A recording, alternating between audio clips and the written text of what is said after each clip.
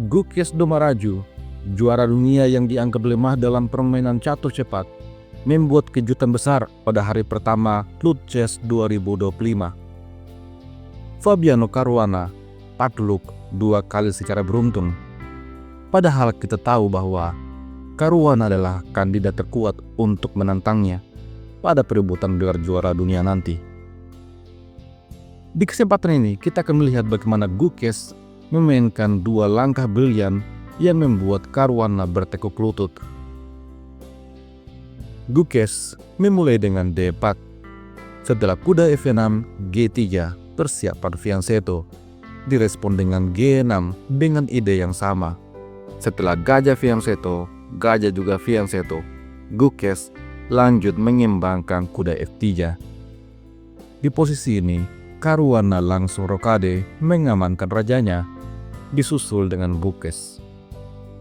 Kemudian, Caruana mendorong D6, lalu Gukes dorong C4, menguasai petak center. Caruana menjawab dengan C6. Setelah itu, kuda C3. Di sini, Caruana mengeluarkan gajah F5, dan Gukes berespon dengan kuda mundur E1. Persiapan dorongan pion E4 ke depannya. Caruana merespon hal ini dengan dorongan pion E5, menantang pion center, tapi Gukes memilih mendorong D5. Setelah pion makan pion, pion makan pion, lajur C menjadi terbuka. Pada langkah selanjutnya, Caruana mendorong A5, dan Gukes melanjutkan idenya mendorong E4, menutup center. Setelah gajah menyerang menteri F3, maka gajah harus mundur, dan langkah mundur terbaik adalah gajah ke petak D7. Di posisi ini, Gukes Domaraju melanjutkan pengembangan gajahnya ke petak E3. Setelah itu, Caruana kembangkan kuda ke petak A6, mencari ruang yang lebih baik. Direspon dengan kuda D3, bersiap untuk menyambut kuda hitam. Tapi Caruana terlebih dahulu mendorong B6. Setelah pion B3, Caruana tempatkan kudanya di petak C5, dan tantangan pertukaran kuda terjadi. Di posisi ini, Gukes Domaraju tidak terprovokasi untuk memukul kuda. Gukes memilih menempatkan menterinya di petak E2, sekaligus menghubungkan kedua bentengnya. Lalu, Caruana tarik mundur gajah ke petak C8, bersiap untuk memberikan pining. Kuda ke petak B5, kemudian gajah A6. Sepertinya putih dalam bahaya, tapi di posisi ini, Gukes langsung menangkar kuda. Setelah pion B makan kuda, dan benteng siap untuk menyerang kuda putih, Gukes memainkan antisipasi A4, memberikan proteksi dini pada kuda putih. Permainan kemudian berlanjut. Caruana tarik mundur kudanya ke petak E8, persiapan manuver kuda dan juga dorongan pion F5. Di sini, Gukes tarik mundur gajah ke petak D2. Selanjutnya, menteri B6 bersiap menambah armada untuk menyerang kuda putih. Gukes merespon dengan benteng F ke petak C1. Selanjutnya, kuda C7. Tapi Gukes punya jawaban gajah F1, memberikan proteksi tambahan pada kudanya. Dari titik ini, Caruana kemudian mengambil inisiatif untuk menyerang. Gukes sedang sibuk untuk menjaga kudanya, maka Caruana mendorong H5, bersiap untuk menghancurkan pertahanan Gukes. Oleh karena itu, Gukes merespon dengan H4, menjaga pertahanannya, tapi F5, dobrakan dari lajur F.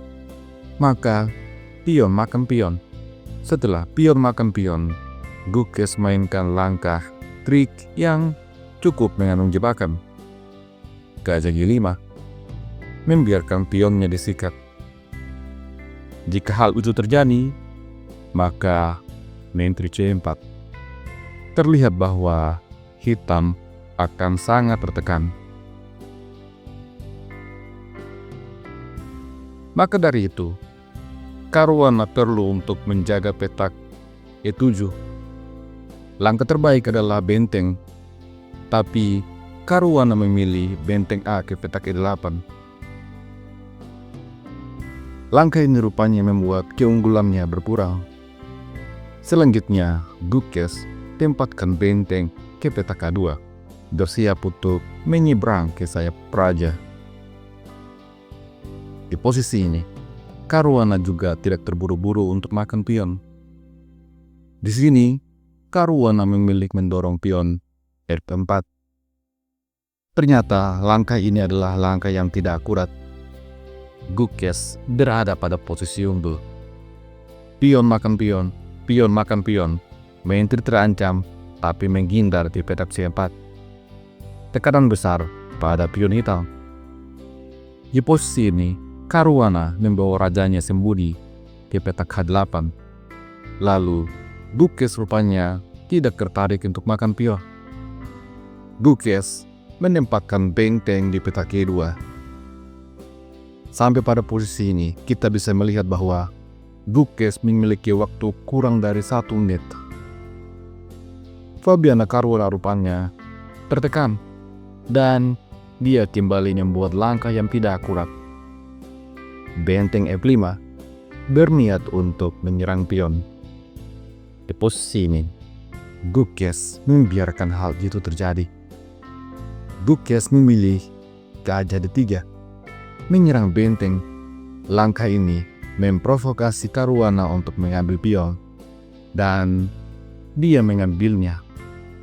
Ternyata ini adalah blunder fatal. Selanjutnya, Gukes membawa raja ke petak H1, mengosongkan petak G1 untuk menyusun benteng. Caruana kemudian coba untuk memainkan serangan balik dengan gajah B7. Tapi benteng G1, serangan putih jauh lebih siap. Di posisi ini, Fabiano Caruana menukar kuda. Namun, alih-alih mengambil kuda, Gukes justru memainkan langkah brilian. Dan langkah itu adalah gajah D6. Bersiap untuk memberikan hantaman keras pada gajah hitam. Fabiano Caruana sempat mengambil gajah, tapi Gukes Dubaraju yang punya 9 detik menemukan langkah-langkah terbaik. Dia mengambil pion, memberikan ancaman skakmat pada langkah selanjutnya. Maka Caruana coba untuk menjaga pertahanan. Di posisi ini, Caruana dengan terpaksa mengorbankan gajahnya. Tapi Gukes tidak mengambil gajah dengan pion. Untuk mempertahankan tekanan, dia mengambilnya dengan benteng. Ancaman selanjutnya, benteng makan benteng dan menteri bisa melancarkan skakmat. Oleh karena itu, Fabiano Caruana coba mainkan menteri mundur D8. Tapi di posisi ini, Gukes kembali menemukan langkah brilian. Dan langkah itu adalah benteng G8. Fabiano Caruana langsung menyerah karena skakmat tidak akan bisa dihentikan. Benteng harus makan benteng, kemudian menteri H6.